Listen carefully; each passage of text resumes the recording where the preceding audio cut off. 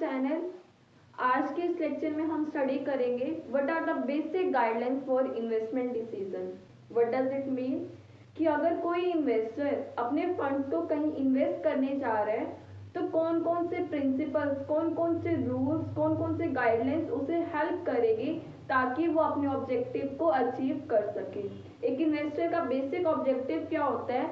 Maximum return, minimum risk. तो इस objective को फुलफिल करने के लिए इन्वेस्टर्स को किन किन गाइडलाइंस को फॉलो करना ही पड़ेगा, वो हम आज के इस लेक्चर में स्टडी करेंगे। ठीक है,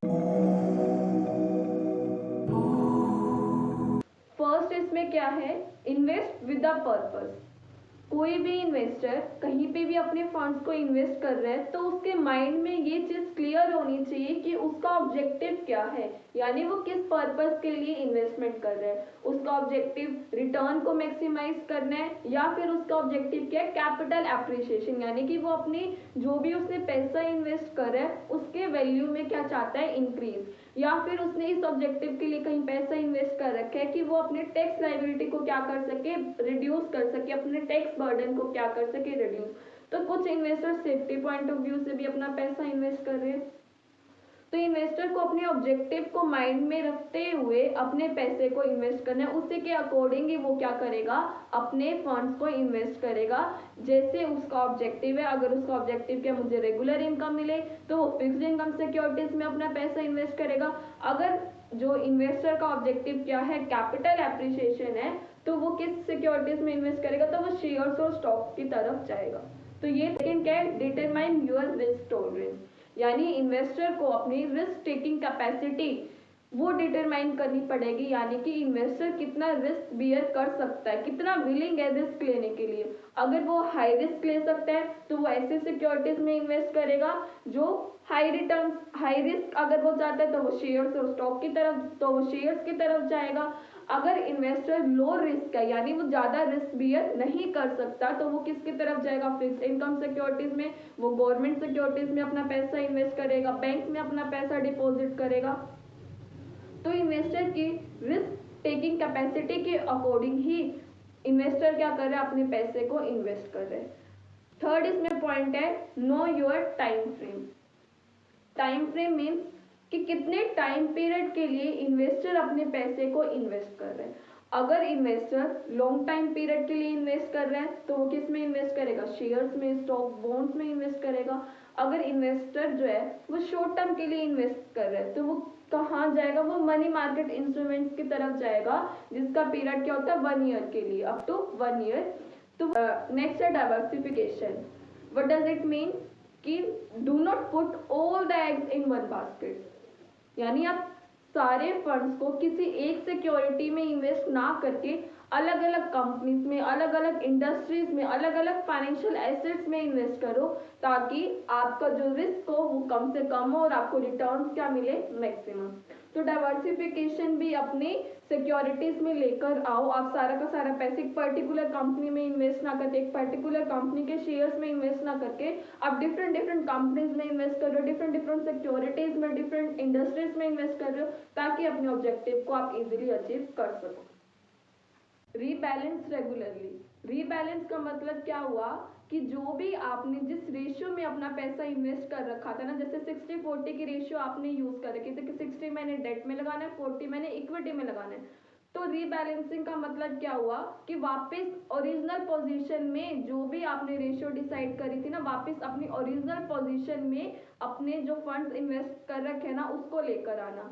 लेट सपोज आपने ये 60-40 का क्या ले रखा है? रेशियो ले रखा है। फ्यूचर में क्या होता है कि आपका डेट में क्या होता है? 55 सा हो जाता है और आपके जो फंड्स का 45 किस में आप इन्वेस्ट कर रहे हो? इक्विटी में। तो उसको क्या करना है? रीबैलेंसिंग करना। आप क्या करोगे? वो 55% है तो 5% के डेट और परचेज कर लोगे और वो 40 से 45 हो रखे तो 5% की इक्विटी आप सेल कर दोगे ताकि आपकी जो रेशियो थी ना वो क्या हो सके? बैलेंस हो सके जैसे ओरिजिनल आप। नेक्स्ट क्या है? Avoid big promises.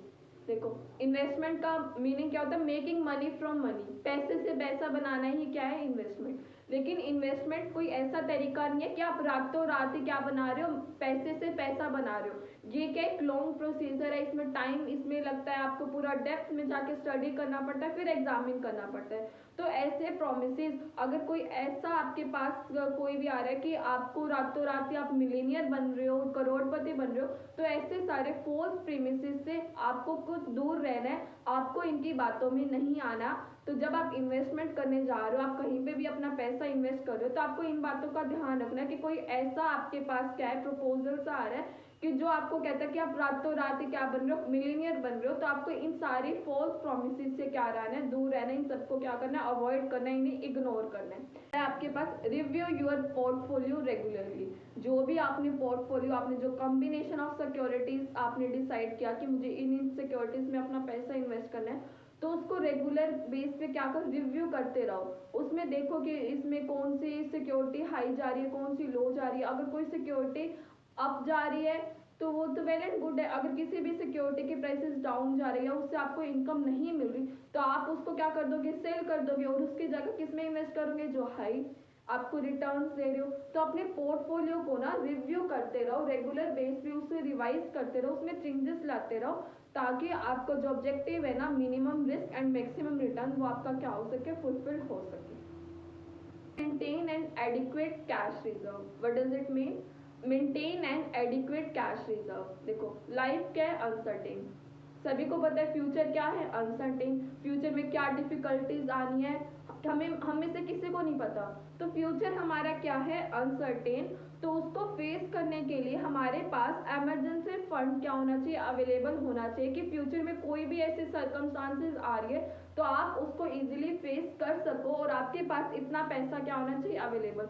तो इमरजेंसी पॉइंट ऑफ व्यू से क्या हो कि आप अपने पैसे को कहीं ऐसी जगह इन्वेस्ट करो कि जैसे ही आपको रिक्वायरमेंट हो तो आप उसी टाइम में उसको क्या करा सको, एंड कैश करा सको। यानी कि ऐसे इन्वेस्टमेंट में आप अपना पैसा करो जिसमें लिक्विडिटी क्या हो, हाई हो, ताकि आपको इमरजेंसी के टाइम पे फंड्स की रिक्वायरमेंट हो तो आप उसको इजीली उसको कैश कर सको। तो ये क्या कहना है, maintain and adequate cash reserve, कि फ्यूचर क्या है, अनसर्टेन।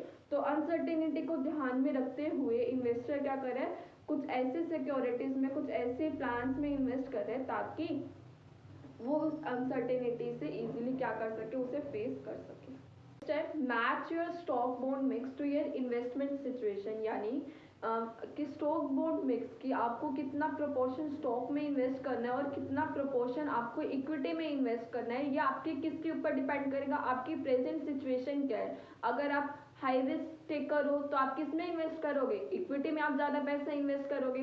अगर आप ऐसे सिक्योरिटीज में इन्वेस्ट करना चाहते हो कि जहाँ से आपको क्या कैपिटल गेन हो, कैपिटल एप्रिसिएशन हो, तब आप इक्विटी में जाओगे। अगर आपको रेगुलर इनकम चाहिए तो आप अपने फंड्स का ज़्यादा हिस्सा किस में लगाओगे, आप उसको स्टॉक में लगाओगे। तो ये डेट इक्विटी रेशियो, जो भी स्टॉक बॉन्ड का मिक्स है ना, वो आपके किसके ऊपर डिपेंड करता है, आपके प्रेजेंट सिचुएशन के ऊपर डिपेंड करता है कि आप कितना रिस्क लेना चाहते हो, कितने टाइम के लिए अपना पैसा इन्वेस्ट करना चाहते हो, आपका ऑब्जेक्टिव क्या है कि मैं रेगुलर इनकम चाहता हूँ या फिर रेगुलर इनकम चाहता हूँ या चाहती हूँ, या फिर मैं अपना क्या चाहती हूँ कि मुझे कैपिटल एप्रिसिएशन हो। तो it's all depend upon your current situation, कि आपका इन्वेस्टमेंट सिनेरियो, आपका जो करंट सिनेरियो है उसके अकॉर्डिंग आप कैसा इन्वेस्ट करना चाहते हो।